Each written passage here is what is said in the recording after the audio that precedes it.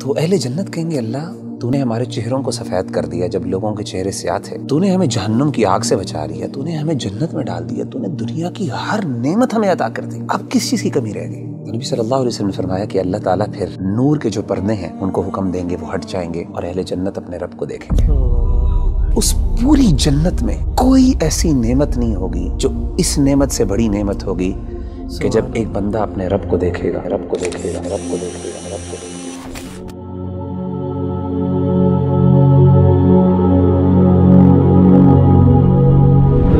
آج کے جو ماڈرن ایشوز ہیں ان میں ون آف دا ٹاپ جو ایشو فیس کرتے ہیں ہم لوگ وہ بد نظری کا ہے کہ کہیں بھی آپ چلے جائیں، کہیں بھی آپ دیکھ لیں، بڑا مشکل ہوتا ہے اپنی نظر کو بچانا اور اس چیز سے اپنے آپ کو بچا لینا جو اللہ سبحانہ و تعالیٰ نے منع کی ہے۔ تو کیسے آج کل کا نوجوان اور کیسے ہم لوگ جو ہیں بچ سکتے ہیں کہ ہماری نظریں بد نہ ہو اور ہم لوگ ایسی چیز میں نہ پڑ جائیں جو اللہ سبحانہ و تعالیٰ سے حرام ہے؟ دیکھیں ربی بھائی، سب سے امپورٹنٹ فیکٹر جو انسان کی نظروں کی حفاظت کر سکتا ہے وہ فیکٹر یہ ہے کہ انسان کو اس بات کا شعور ہونا چاہیے کہ میری نظر کی قیمت کیا ہے۔ دیکھیں ہماری جو نظر ہے نا، ہم سمجھتے ہیں اس کی کوئی قیمت نہیں ہے، جس مرضی پر ڈال لیں، لیکن آپ کو یہ پتہ ہونا چاہیے اور ہم میں سے ہر بندے کو یہ پتہ ہونا چاہیے کہ اس نظر کی اتنی بڑی قیمت ہے۔ کیوں؟ کیونکہ اس نظر نے اللہ رب العزت کو دیکھنا ہے جنت۔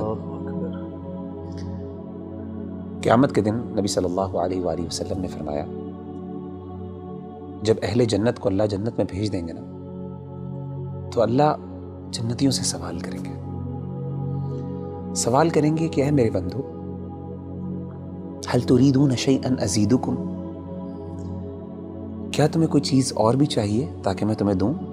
تو اہل جنت کہیں گے اللہ کون سی ایسی نعمت ہے، تو نے ہمارے چہروں کو سفید کر دیا جب لوگوں کے چہرے سیاہ تھے، تو نے ہمیں جہنم کی آگ سے بچا لیا، تو نے ہمیں جنت میں ڈال دیا، تو نے دنیا کی ہر نعمت ہمیں عطا کر دی، اب کس چیز کی کمی رہ گئی؟ تو نبی صلی اللہ علیہ وسلم نے فرمایا کہ اللہ تعالیٰ پھر نور کے جو پردے ہیں ان کو حکم دیں گے، وہ ہٹ جائیں گے